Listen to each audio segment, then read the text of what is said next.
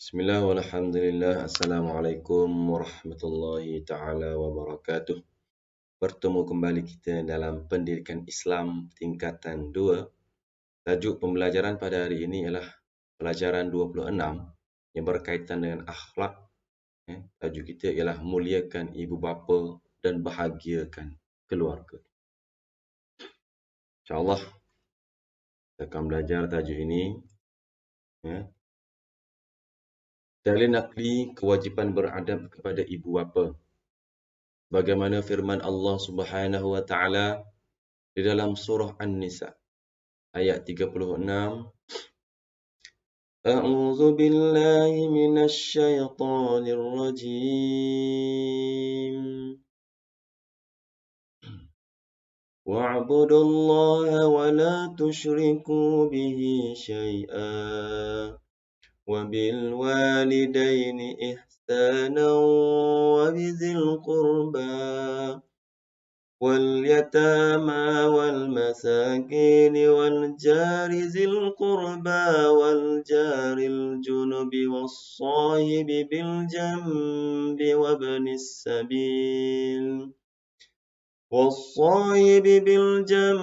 وابن السبيل وما ملكت أيمانكم إن الله لا يحب من كان مختالا فخورا. Surah An-Nisa ayat 36 yang bermaksud hendaklah kamu beribadat kepada Allah Subhanahu wa taala. Janganlah kamu mempersekutukan Allah dengan sesuatu.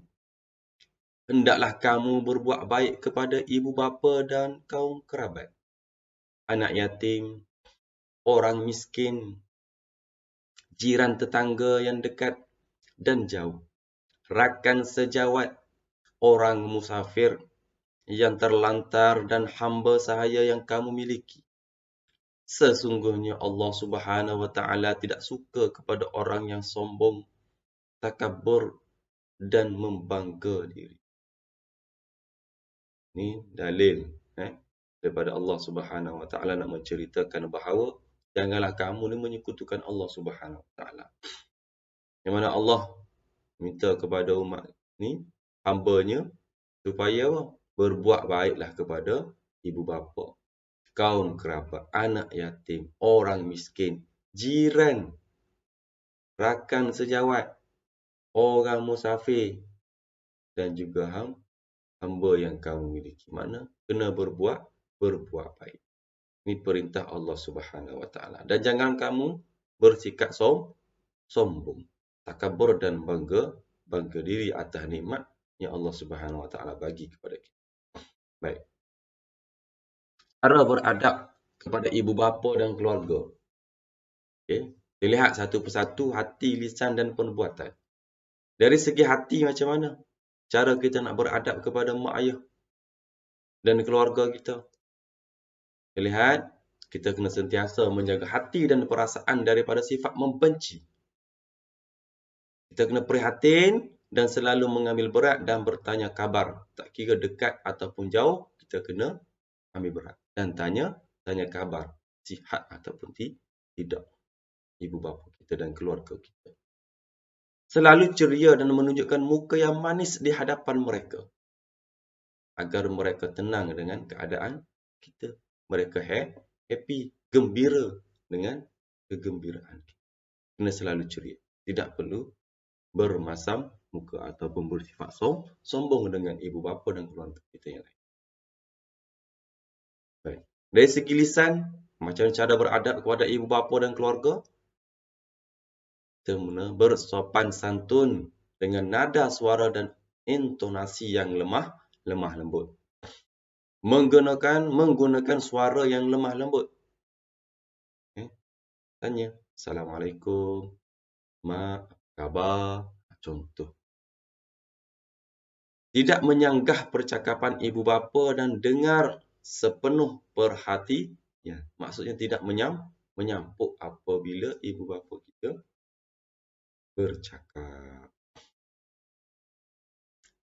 Dari segi perbuatan, Kita lihat, selalu menziarahi ibu bapa dan keluarga jika tinggal berasingan. Kena menziarahi. Sebab apa? Nak mengeratkan hubungan kita lebih rapat dengan ibu bapa. Merawat dan menjaga ibu bapa yang sakit dan tua. Memberi nafkah atau perbelanjaan kepada ibu bapa. Baik. Kepentingan beradab kepada ibu bapa dan keluarga. Umat Islam dapat laksanakan perintah Allah Subhanahu Wa Taala dan Rasulnya.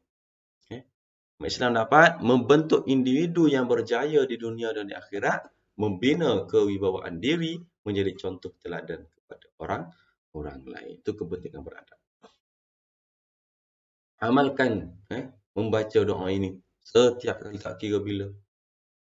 Allahumma ighfir lana zunubana wa liwalidayna warhamhuma kama rabbayana shaghira. Ya Allah, ampunkanlah dosa kami, ya Allah, dan dosa kedua ibu bapa kami, dan rahmatilah mereka sebagaimana mereka menjaga kami semasa kecil.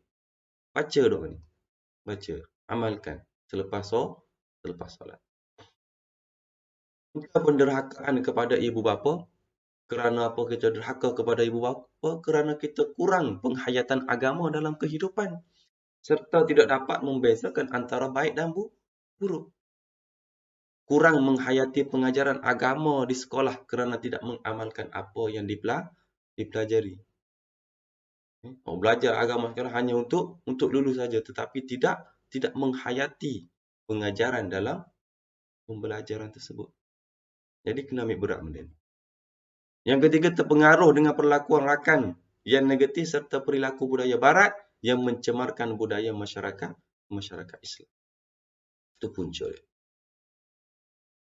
Jadi, pesanan Luqman Al-Hakim sebagai panduan dalam surah Luqman ayat 13 hingga 18 yang menyatakan bahawa jangan menyekutukan Allah Subhanahu Wa Taala, menunaikan solat jangan tinggal, berbuat baik kepada ibu bapa, tidak bersikap sombong, bersabar menghadapi musibah, dan amal ma'ruf nahi munkar. Buat perkara apa yang disuruh oleh Allah Subhanahu Wa Taala dan mencegah kemungkaran.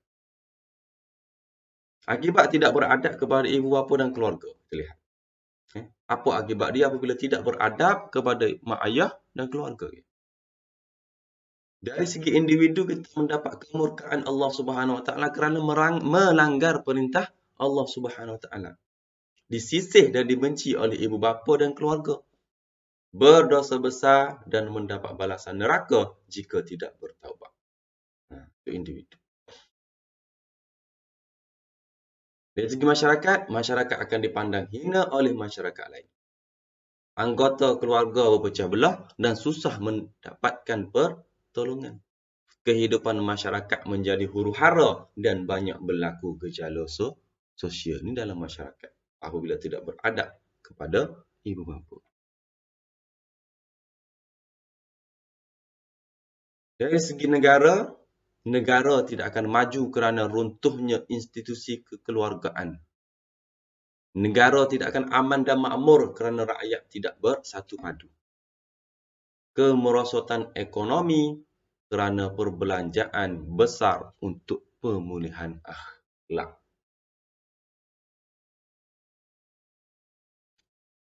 Ikhlas?